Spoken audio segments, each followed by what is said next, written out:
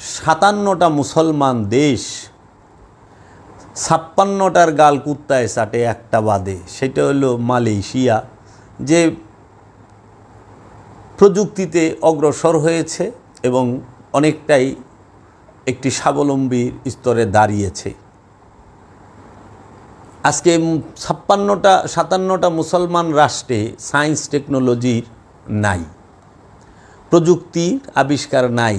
এর পিছনে দায়ী কারা? কেন নাই? কি কারণে নাই? এর পিছনে একমাত্র আমাদের এই যে উমাইয়া আব্বাসিয়া রাজবংশের চক্রান্ত, এই কট্টর মৌলবাদী এই ফিলিস্তিনের উপরে, গাজার উপরে যেভাবে ইসরায়েলের আগ্রাসন, ইহুদিবাদীর আগ্রাসন এবং এই ইসরায়েলের বর্বরতা এবং নৃশংসতা এবং অমানসিকতা, অমানবিকতা, মনুষ্যত্বের শেষ চিহ্নটুকু তাহাদের থেকে, বিবেক থেকে, তাদের ব্যক্তিত্ব থেকে, মন থেকে ধ্বংস হয়ে গেছে, সেই বিষয়টি আজকে তুলে ধরার চেষ্টা করব। গত দুদিন আগে গাজায় যে হামলাটা হয়েছে, বিমান হামলা, ভয়াবহ হামলার আগুন আর ধুলার সাথে উড়ে এই ধুলার উপরে মানুষের খণ্ডিত ছিন্ন ভিন্ন দেহ আমরা দেখতে পেলাম। খুবই দুঃখ লাগলো। আমি এই বিষয় নিয়ে একটু কথা বলবো। সেটি হলো নেশা। এটা ভয়ানক জিনিস। যারা নেশাগ্রস্ত তাদেরকে সলাতের ধারের কাছেই যাইতে মানা করা হয়েছে। এই নেশা ভয়ানক। আর যারা নেশাখোর, নেশাচর, তারাও ভয়ানক। তো এখন এই নেশা কি? আসলে নেশা কাকে বলে? মানুষ সর্বক্ষণ তার মন প্রাণে যে জিনিসটির লালন করে, পূজা করে, কামনা করে, যে জিনিসটির বাসনা করে এবং যে বিষয়টির জন্য সে জান জীবন পর্যন্ত খোয়াইতে, ধ্বংস করতে, দিতে দ্বিধা করে না, ওইটাই নেশা। এখন এই নেশা আবার কয়েক প্রকার আছে।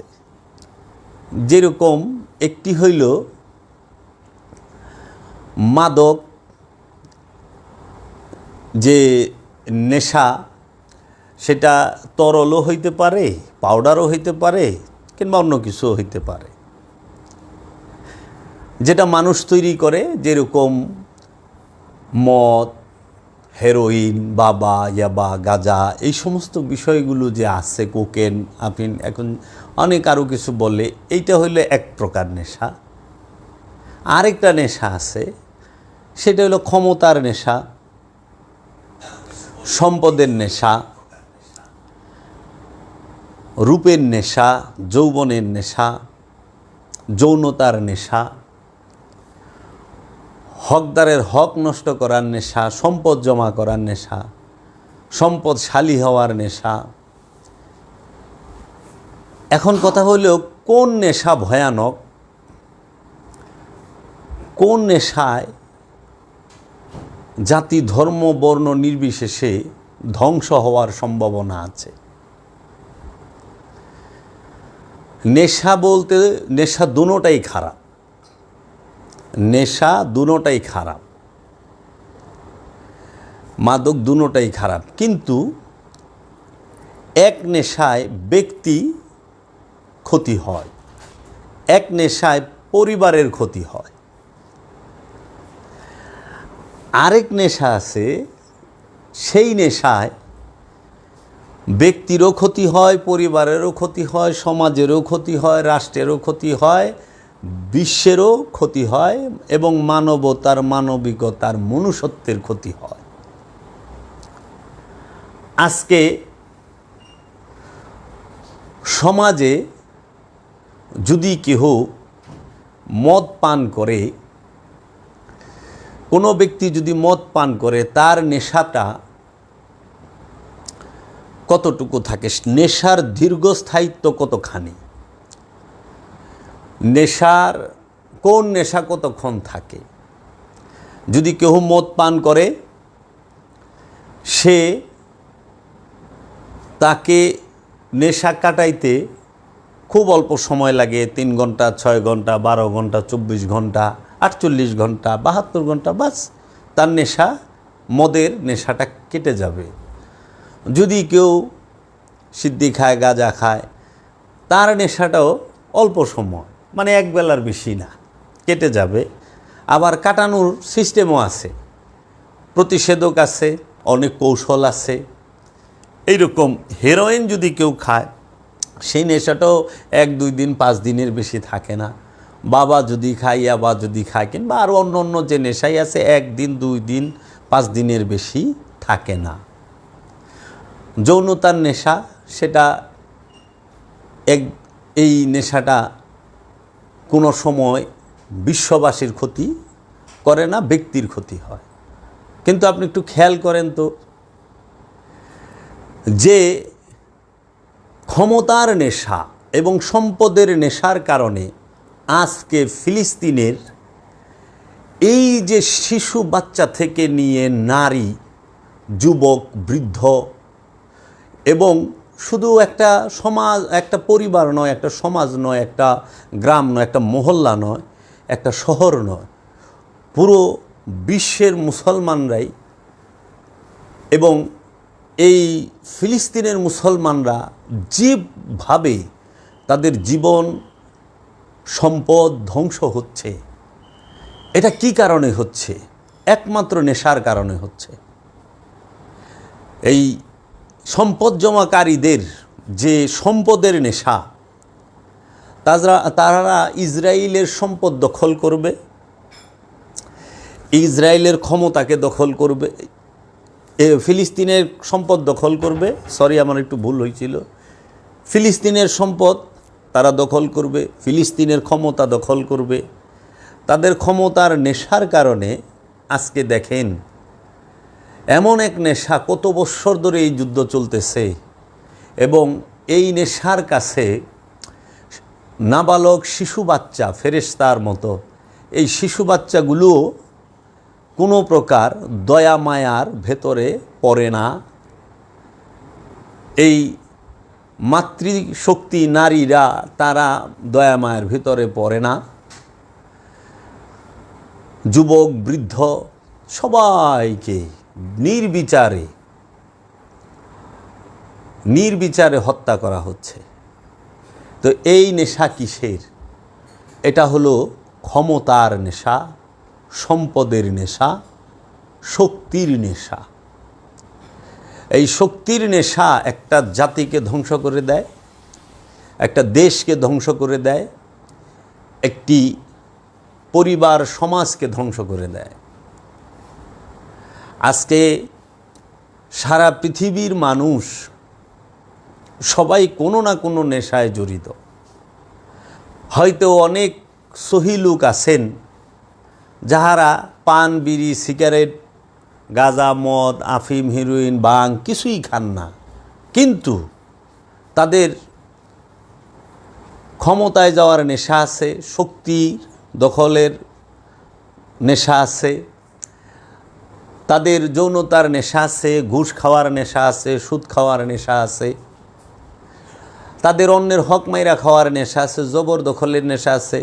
যেই রকম এই ক্ষুদ্র ক্ষুদ্র ব্যক্তির সকল নেশা যখন একত্রিত হয়েছে, তখন এইরকম একটা ভয়ঙ্কর নেশাগ্রস্ত ইসরায়েল আমরা ফিলিস্তিনের সামনে দেখতে পাচ্ছি, যারা ফিলিস্তিনের সম্পদ দখলের এবং ফিলিস্তিনের ক্ষমতা দখলের নেশায় মজে আছে।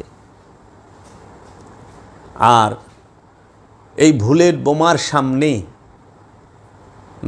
দুধের বাচ্চা শিশুগুলোর বুক ঝাঁঝরা হচ্ছে, হাত পাগুলো ছিন্ন ভিন্ন হচ্ছে। এই বিষয়গুলো আমরা দেখতে পাচ্ছি। কিন্তু আফসোসের বিষয়, পৃথিবীতে 57টা মুসলমান দেশ 56টার গাল কুত্তায় চাটে একটা বাদে, সেটা হলো মালয়েশিয়া, যে প্রযুক্তিতে অগ্রসর হয়েছে এবং অনেকটাই একটি স্বাবলম্বীর স্তরে দাঁড়িয়েছে।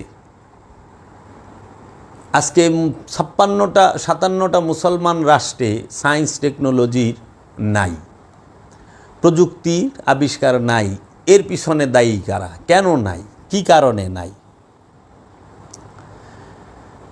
এর পিছনে একমাত্র আমাদের এই যে উমাইয়া আব্বাসিয়া রাজবংশের চক্রান্ত, এই কট্টর মৌলবাদী, এই যাহারা আমাদেরকে জ্ঞান গবেষণা থেকে দূরে রেখেছে ফতোয়ার মাধ্যমে, যাহারা আমাদেরকে ইংরেজি শিক্ষা থেকে নিরুৎসাহিত করেছিল এককালে, যাহারা আমাদের পূর্বপুরুষদেরকে জ্ঞান বিজ্ঞান চর্চায় অনুৎসাহিত করেছিল ফতুয়াবাজির মাধ্যমে, যাহারা আমাদের মা বোনদেরকে ফতুয়াবাজির মাধ্যমে শিক্ষা দীক্ষা পড়াশোনা থেকে জ্ঞান গবেষণা থেকে পিছনে রেখেছিল, আজকে দেখেন আমাদের এই যে কট্টর মৌলবাদিতা, যে উমাইয়া আব্বাসিয়া এবং ওহাবিদের চক্রান্তে আজকে আমরা জ্ঞান বিজ্ঞান এবং প্রযুক্তি থেকে কত পিছিয়ে, আমরা ইউরোপ আমেরিকার থেকে শত শত বছর পিছনে অবস্থান করি। তাও তো শুকুর আলহামদুলিল্লাহ যে আমাদের বাংলাদেশের মেয়েরা বোনেরা তাহারা সেনাবাহিনীতেও আছেন, বিমানেও পাইলট, বিমানেও কর্মরত আছেন। আমাদের দেশের মেয়েরা এখন নাসার গবেষণা কেন্দ্রেও আছে, বিমানের পাইলটও আছেন, সেনা কর্মকর্তা আছেন, পুলিশে আছেন। এবং সবচেয়ে বড় কথা, আমাদের দেশে দুইজন প্রাক্তন প্রধানমন্ত্রী ছিলেন নারী, প্রেসিডেন্টও ছিলেন এক সময়কার নারী। আর সৌদি আরবের দিকে যদি তাকান, ফতুয়ার চোটে তারা সারা জীবন নারীদেরকে ঘরে বন্দি করে রাখলো। বর্তমানে ওনারা ড্রাইভিং লাইসেন্স পেয়েছে, এখন তারা লাইসেন্স পেয়েছে। আপনার যেই যুগে আমেরিকা, ইউরোপ এবং ইসরায়েল এই সমস্ত রাষ্ট্রের মানুষ জ্ঞান বিজ্ঞানে মহাকাশে আছেন, নারীরা মহাকাশে নভোচারী হিসেবে আছেন, আর আমাদের এই দেশে মেয়েরা এই আমাদের এবং সৌদি আরবের, আমাদের না, বাংলাদেশ না, সৌদি আরবের মেয়েরা বর্তমানে ড্রাইভিং লাইসেন্স পাইলেন। তাহলে আমরা যখন মহাকাশে যাব, তখন ইউরোপ আমেরিকা জ্ঞান বিজ্ঞানে প্রযুক্তিতে আবিষ্কারে কোথায় থাকবে? একটু বিবেচনা করেন। কথাগুলো হিংসা করে বললাম না, বিবেকের তাড়নায় বললাম। আজকে আমাদের কাছে ইসরায়েল এবং ইউরোপকে জবাব দেবার মতো, ইসরায়েলকে জবাব দেবার মতো কোনো কিছুই নাই, কিছুই নাই। আমাদের উপরে বম পড়ে, এই মুসলমানদের উপরে, ফিলিস্তিনিদের উপরে বম পড়ে, আর তারা দেখে আসমানের দিকে হাত তুলে দোয়া করে। দোয়ার সাথে সাথে প্রযুক্তির উন্নতিটাও প্রয়োজন ছিল, জ্ঞান বিজ্ঞানের উন্নত স্তরে আমাদেরকে পৌঁছানোর প্রয়োজন ছিল। আমরা শুধু পারি নাই। এই ফতোয়াবাজ, এই কট্টর, এই ওহাবি, এই উমাইয়া আব্বাসিয়া রাজবংশের চক্রান্তের কারণে আজকে ফিলিস্তিনকে মারে সৌদি আরব ইসরায়েলের পক্ষে কথা বলে। আজকে সৌদি আরব বিবৃতি দেন, আর দিবেই কীভাবে? এক সময় তো সৌদি আরব ইসরায়েলকে তাদের ন্যাশনাল সিকিউরিটির কাজেও লাগিয়েছে, রাজপরিবারের সিকিউরিটি দিছে ইসরায়েল, কাবা শরীফের সিকিউরিটিও ইসরায়েলই দিছে, নিরাপত্তা। তো কাজেই আমাদের এই মুসলমান জাতির মায়ের খাওয়া কবে বন্ধ হবে বেজাতিদের হাতে, এটা আমাদের সম্মিলিতভাবেই মনে হয় বুঝ পরামর্শ করে গবেষণা করে আমাদেরকে নিম্নতম কর্মসূচির ভিত্তিতে এক প্ল্যাটফর্মে এসে ফতোয়াবাজি বাদ দিয়ে আমরা যেন জ্ঞান বিজ্ঞানে শিক্ষা দীক্ষায় প্রযুক্তিতে উন্নতি লাভ করতে পারি, সেই দিকে খেয়াল রাখাটা আমাদের জরুরি। না হইলে আজকে ফিলিস্তিন শেষ হইলে পরে আবার আরেকটারে ধরব। আমরা তো দেখতে পাচ্ছি ইরাক শেষ, আফগান শেষ, ইরাক শেষ, এখন ফিলিস্তিন শেষ হইব, তারপরে যাবে। তো কাজেই ভাবার সময় আছে, এখনও একত্রিত হয়ে আমরা যেন জ্ঞান বিজ্ঞান চর্চা করি, জ্ঞানের চর্চা করি, অন্ধকারের দিকে যেন না যাই, আমরা যেন শিক্ষা গ্রহণ করি। যারা আমাদের সমাজে এই ফতোয়া দেয় মেয়েরা স্কুল কলেজ ইউনিভার্সিটিতে পড়তে পারবে না, তাদেরকে আমরা সকলে মিলে যেন ডাস্টবিনে ছুঁড়ে ফেলে দেই। কারণ এই সমস্ত ব্যক্তিদের জন্য, এই সমস্ত প্রচারকদের জন্য আজকে আমাদের এই মানুষগুলো জ্ঞান বিজ্ঞানে প্রযুক্তিতে সব দিকে পিছিয়ে। আমরা শুধু ফতোয়াই মারলাম হারাম হালাল, এই হারাম শিরক বিদাত, এই নাজাইজ, হারাম নাজাইজ শিরক বিদাত করতে করতে ইংরাজি পড়া হারাম, ইংরাজি পড়লে হাবিয়া দুজকে যাইবা, কোটটাই পড়লে ফেরেঙ্গি গো পোশাক, তোমরা হাবিয়া দুজকে যাবে, এটা প্রচার করতো আগে। টেন্ডেস্টার শয়তানের বাক্স, মাইক শয়তানের গলা, ফুটবল জঙ্গলির মাথা, হ্যাঁ, ছবি তুললে সেই ঘরে রহমতের ফেরেশতা ঢুকে না, ছবি থাকলে রহমতের ফেরেশতা আয় না। তার মানে জীববিজ্ঞান, যে জিওলজি এবং চিকিৎসা বিজ্ঞান থেকে মুসলমান পিছিয়ে গেল। কারণ প্রাণী জগতের পরিচয় তো করাইব আপনি ছবির মাধ্যমে। তো ছবি যদি না রাখেন তো প্রাণী জগতের পরিচিতি ঘটবে কিভাবে, সেটা নিয়ে গবেষণা করবেন কিভাবে, শিক্ষা দীক্ষা দিবেন কিভাবে, জানবে কিভাবে? তো এই যে বিষয়গুলো আমাদেরকে এই জমানায়ও কত কিছু বলে, সূর্য কি পৃথিবীকে কেন্দ্র করে সূর্য ঘুরে, অথচ 13 লক্ষ পৃথিবী সমান সমান একটা সূর্য। এই যে চাঁদের দেশে যে নভোচারীরা গেছে এখনও বিশ্বাস করবার চায় না, এখনও গ্রামগঞ্জে আলোচনা করা হয়। তো তারাই আমাদেরকে পিছিয়ে রেখেছে, আমরা যেন তাদের খপ্পরে না পড়ি। দেখুন ইউরোপ আমেরিকা রকেট আবিষ্কার করছে, কম্পিউটার আবিষ্কার করছে, তারপরে মিসাইল আবিষ্কার করছে, তারপরে আপনার এই ultrasonogram machine, CT scan machine, photocopy machine, এই মোবাইল, টিভি, সমস্ত কিছুই।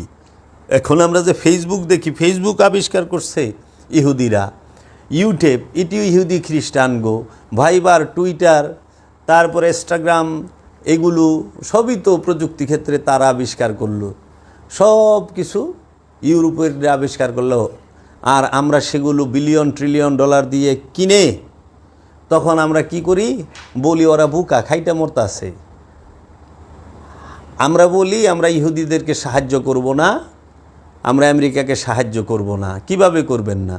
আপনি যে একটা আইফোন কিনেন, এটা কোন রাষ্ট্রের, কে তৈরি করছে? টিভি তৈরি করছে ইহুদিরা খ্রিস্টানরা, গাড়ি তৈরি করছে ইহুদিরা খ্রিস্টানরা, রকেট তৈরি করছে ইহুদিরা খ্রিস্টানরা, হেলিকপ্টার তৈরি করছে ইহুদি খ্রিস্টানরা, ট্যাঙ্ক তৈরি করছে ইহুদি খ্রিস্টানরা, অস্ত্র তৈরি করছে ইহুদি খ্রিস্টানরা, ব্লাস্টিক ক্ষেপণাস্ত্র, এই বোমা, পারমাণবিক সবই তো ইহুদি খ্রিস্টানরা তৈরি করছে।